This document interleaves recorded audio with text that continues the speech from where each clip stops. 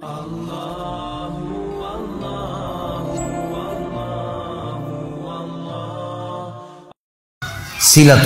ini penyebab datangnya rezeki dan memperbanyak. Perlu kita ketahui, silaturahim ini istilah dalam agama kita khusus bagi orang yang punya hubungan darah saja. Bukan semua orang muslim, gitu kan? Kalau seorang muslim umumnya kita mengatakan ukhuwah, persaudaraan. Kalau sila artinya hubungan, rahim hubungan darah, hubungan darah. Makanya kata Nabi SAW, telusuri jalur nasab kalian. Saya sarankan sini teman-teman, mulai malam ini kalau bisa, coba ingat-ingat siapa kakeknya, ayah kakeknya. Kalau ada orang tua kita yang masih hidup, tanya, buat jalur nasab. Karena Nabi SAW mengatakan, telusuri jalur nasab kalian. Kakek kita siapa, ayahnya siapa, berapa bersaudara, nikah sama siapa, saudara-saudaranya, punya anak siapa. Jangan sampai kita ketemu sepupu kita di jalan, nggak tahu gitu. Ada rahim dengan kita, gitu kan. Kata Nabi SAW, telusuri jalur nasab kalian, karena akan memudahkan kalian silaturahim. Silaturahim. Jadi ini harus yang punya hubungan kerabat ya, hubungan darah. Dalam riwayat Bukhari Muslim yang lain kata Nabi SAW, kata seorang sahabat, waktu dia bawa satu kantong dirham, dia bilang, ya Rasulullah, saya punya sekantong dirham, saya mau sedekahkan. Ada dua orang target saya. Yang satu muslim umum, tidak ada hubungan kerabat sama saya. Yang susah, yang satu muslim, punya hubungan kerabat sama saya dan susah. Yang mana saya bantu? Kata Nabi SAW, kalau kau bantu yang punya hubungan kerabat denganmu, maka kau mendapatkan dua pahala. Pahala sedekah dan pahala silaturahimnya. Dan puncak silaturahim teman-teman sekalian adalah kedua orang tua kita. Teman-teman di sini yang pendatang, ya. Juga tentu yang mukim, yang orang yang memang asli di sini. Kalau orang tua Anda masih hidup, jangan sia-siakan. Kejar sedekah paling afdal ke mereka tuh. Silaturahim teman-teman sekalian, pakai stopwatch kalau antum merasa terganggu pekerjaan. Telepon sehari 1 menit aja. 1 menit aja. Telepon tuh ayah, ibu, tanya kabarnya, ayah, ibu baik, ada kebutuhan? Oh enggak ada nak, baik doain ya. Mereka bilang, semoga kau selamat nak, sudah luar biasa tuh.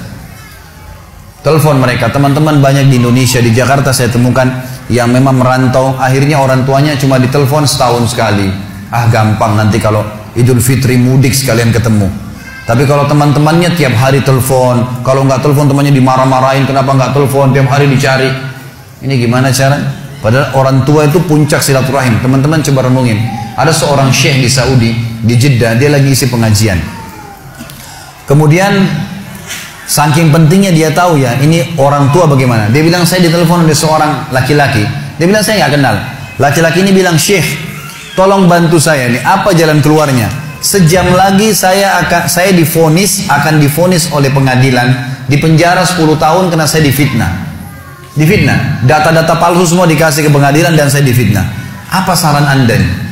Kira-kira apa yang saya harus lakukan nih supaya Allah bisa menyelamatkan saya? Kata syekhnya ini, saya dengar ceramahnya, dia bilang begini, menarik sekali kisahnya. Dia bilang, apa kau masih punya orang tua yang hidup? Kata orang itu, ayah saya sudah meninggal, ibu saya ada.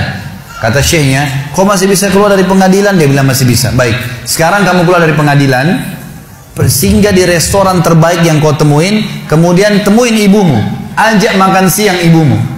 Kata dia, syekh, sejam lagi saya divonis penjara 10 tahun. Bagaimana bisa mau makan lagi sama orang tua? Kata syekhnya, kalau kau mau jalanin saran saya, jalanin itu.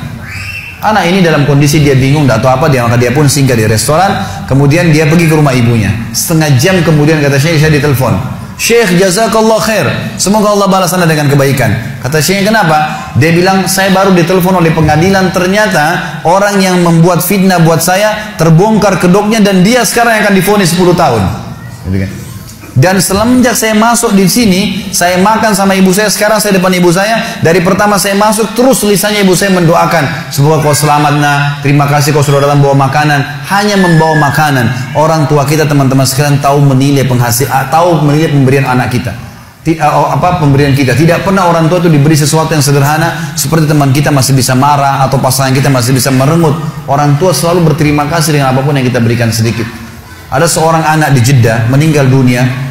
Seorang syekh lagi sholat, suaranya Masya Allah bagus sekali kalau dia jadi imam. Saya banyak cerita tentang Saudi karena saya pernah kuliah di sana teman-teman. Jadi bukan karena Saudinya.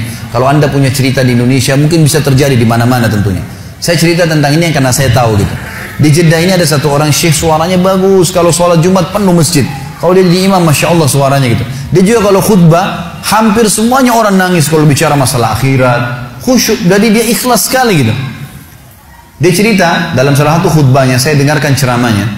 Dan ini tradisi saya suka dengar ceramah-ceramah. Walaupun saya sudah sering isi ceramah, gitu kan. Kita tidak boleh batasi dengan ilmu. Selalu kita merasa haus dengan ilmu itu. Maka saya dengar ceramah, dia mengatakan pada saat saya salah satu Jumat, saya lagi jadi imam.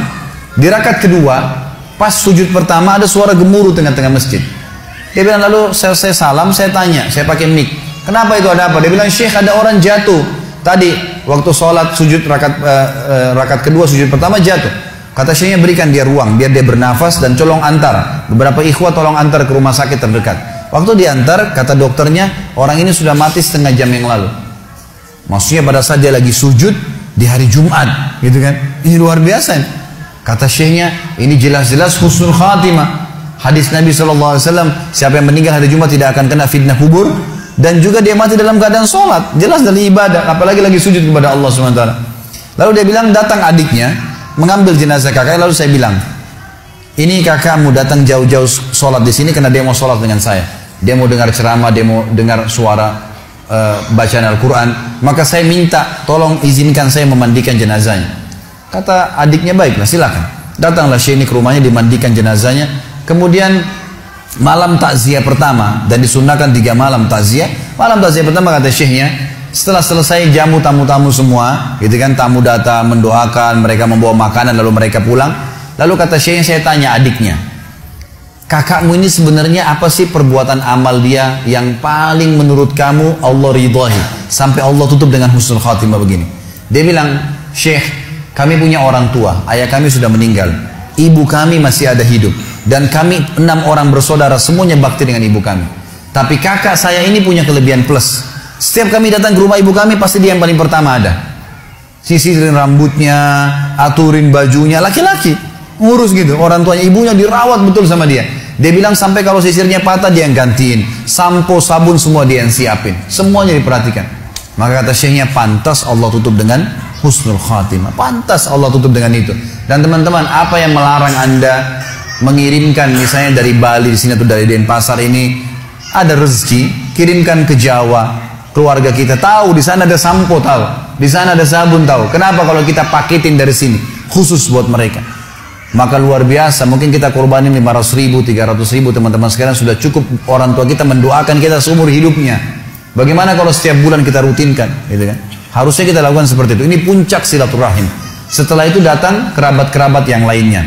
Kata Nabi SAW, siapa yang ingin diberkahi umurnya, di sini sering diterjemahkan dalam buku Indonesia, siapa yang ingin dipanjangkan umurnya, gitu kan? Sebenarnya tidak ada kata-kata panjang umur ya, karena umur sudah ditentukan, 60 ya 60. Tapi di sini maksudnya diberkahi. Jadi kalau dia punya 60 tahun, dia sering silaturahim, dengan ada orang lain punya umur 60 tahun tidak silaturahim, kita temukan yang sering silaturahim ini akan berkah hidupnya. Sudah banyak bangun masjid, sudah banyak kegiatan-kegiatan sosial, Allah berkahi umurnya. Siapa yang ingin diberkahi umurnya dan diluaskan rezekinya, maka dia sebaiknya melanjutkan silaturahim.